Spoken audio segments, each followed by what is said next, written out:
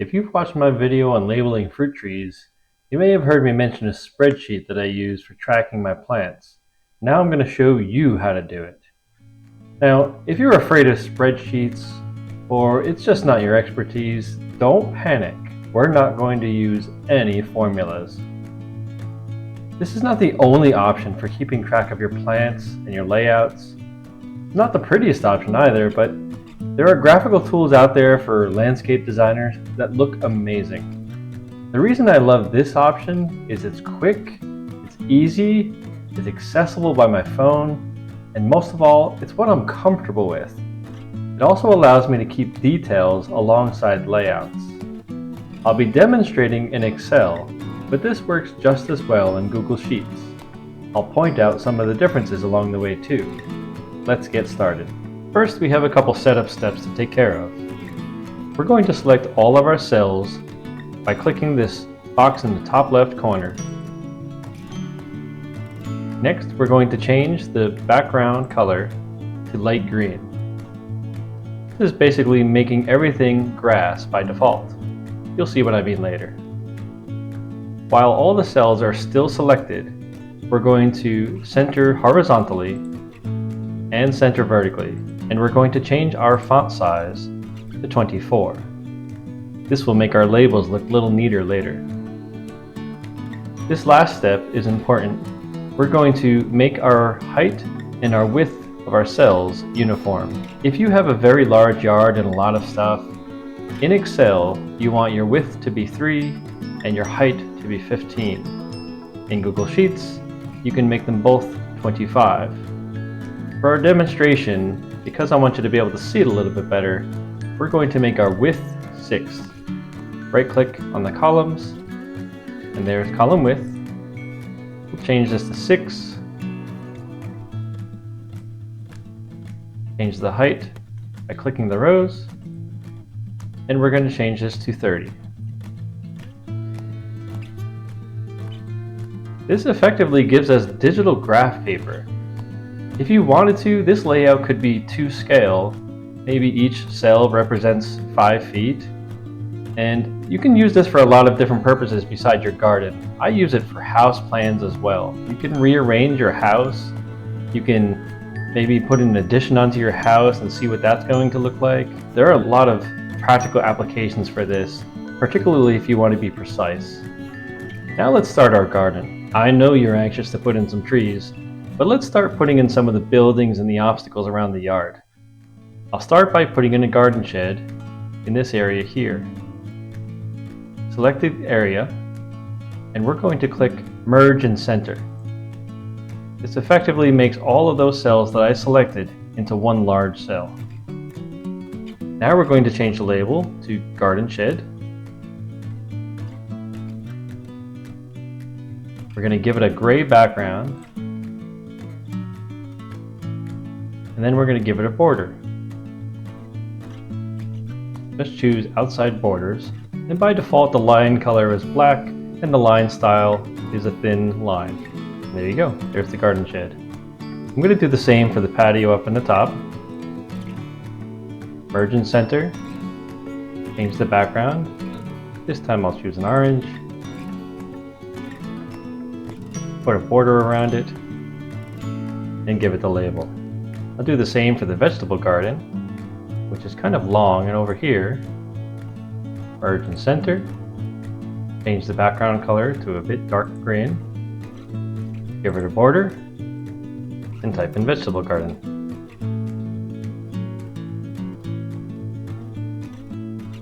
Now you'll see this text doesn't quite fit. It gets cut off because of the elongated nature of the vegetable garden.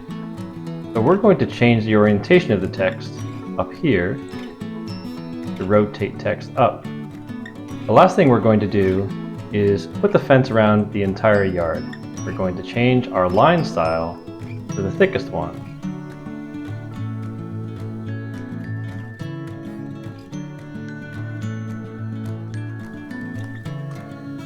Hit escape when you're done. Now let's add some trees. What I usually like to do is in each one of these cells, I put 2 letters that are shorthand for the type of trees that are going there. here I'll put PR, which stands for pear. Over here, AP is an apple, FG is a fig. Put a couple more.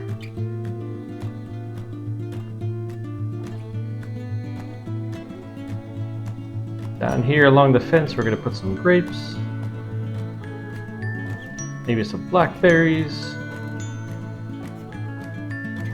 And then over here in the corner, I have a very large mulberry.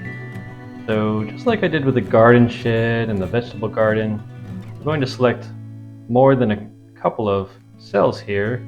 I'm going to hit merge and center the very large mulberry and give it another shorthand.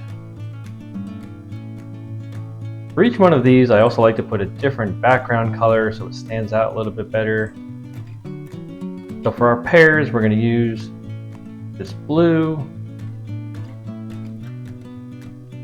Maybe the apples are a light red.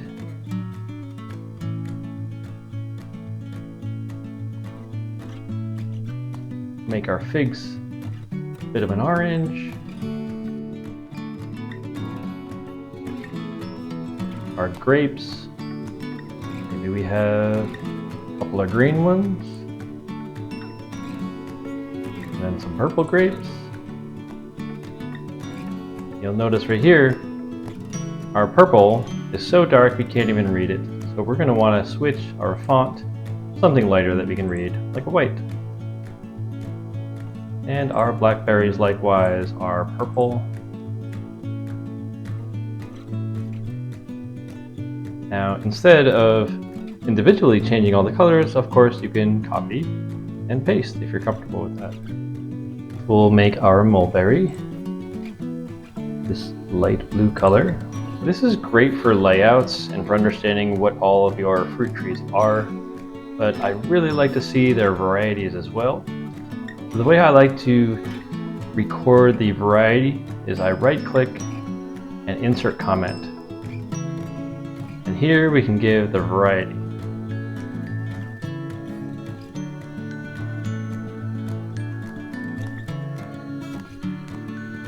This one is a kefir. Now you'll see on these individual cells that little red triangle in the upper corner, and when you hover over top of it, it pops up with the variety. Another thing that you might want to do is create a legend off of the side outside of your yard. And this, if you forget, I'll remember what type of tree this is. You could have that legend over there so you can quickly see what it is. So if we don't necessarily remember that AP stands for apple, let's copy and paste that over here so that we get the color as well. And then type in apple. You'll remember from earlier that we centered everything horizontally, so let's make this entire column left aligned. So it looks a little bit better. We'll do the same thing for our other trees.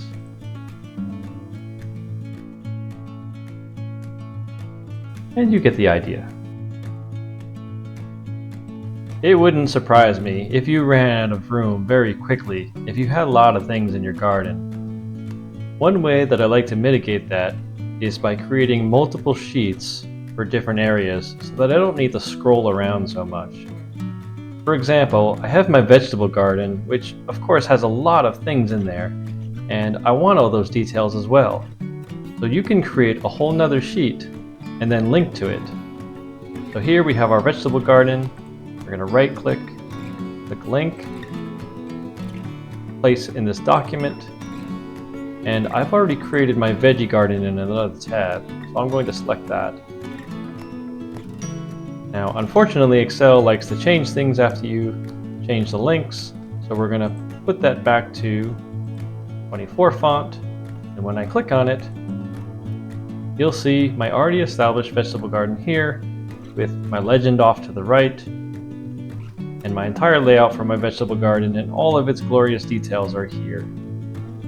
And it doesn't take up any space in the other sheet, so it sits here all by itself, and I can have all the information that I want here as well.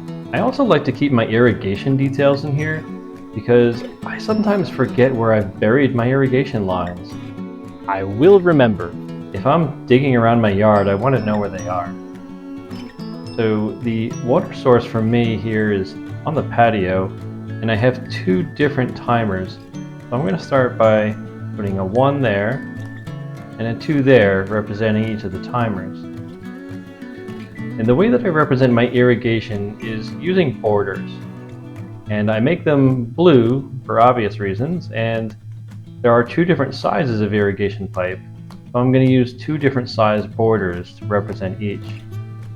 The thicker line, I'm going to use the thick line style, which is all the way down the bottom here. And then the line color, I'm going to choose this blue. When I click that, it gives me all these dots, which allows me to draw the lines. And I'm going to draw one that comes all the way to the garden, just like that. And now I'm going to work on the second timer, which goes around to all my fruit trees. I want the same line style and the same color. Now I'm going to draw this one out to the mulberry, to the main line, and then across the fruit trees, down again to my grapes and my blackberries. Now I'm going to switch my line style to the thin line, which represents the individual lines that come off. And I have them coming up to the pear, up to the apple, up to the fig, across to the mulberry, and down to all these individual plants.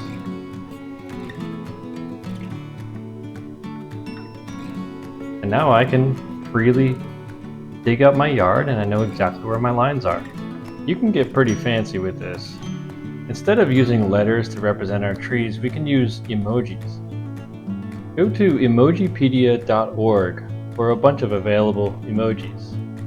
I'm not going to demonstrate the site because there's a ton of ads on there, but it's pretty straightforward. When you get there, you just copy one of the emojis and you paste it into the cell. Now this is one area where Google Sheets is a little bit better than Excel. For Excel, you're going to get a black and white version, and then we're going to colorize it, but you only get one color. But if you're using Google Sheets, you'll get a full color version that looks a lot nicer. So here we are going to paste our apple, and we're going to change the font color, which changes the emoji, and we're going to make that green. And for our other apple, we're going to paste it. Because it's a red apple, we're going to make that one red. Another disadvantage is for emojis, not everything is available. I couldn't find any figs or any fig leaves to represent our figs, so I'll keep it as just these 2-letter abbreviations. Now you might be asking yourself, why can't I just use images? And you can, but one thing that you lose is the ability to use the commenting feature. This little hover over feature is really critical to me for adding additional information without taking up a whole lot of real estate. So I really think that it's more important to get this hover over commenting feature than it is to get a pretty picture. With a little extra time, you can get really good looking layouts that are also very practical. You can do things like change the background patterns, put in some areas that can denote where you're going to plant next with different border styles and border colors. I mentioned earlier that I like to use emojis with these commenting features for extra information, but there's nothing preventing you from using images as well, which look really nice. And then you can use the callouts in order to add additional information in a long list here. What I really like to do is add a compass and rotate it to make sure that it's accurate. So this helps me to plan better and to know exactly where the sun is coming for future plantings of trees. I hope I've inspired you to give spreadsheets a try when it comes to your garden layout. I really think you're going to enjoy it. It's very practical. You can keep everything in one location, all your varieties, and all your information about your plants, as well as it allows you to visualize your entire garden at a big picture. You can see where the sun is relative to all your plants, and you can see where that next location is that you're going to use for planting a tree. Because let's face it, that's exactly what we want. Where can I fit my next fruit tree? Until next time, everybody, happy gardening.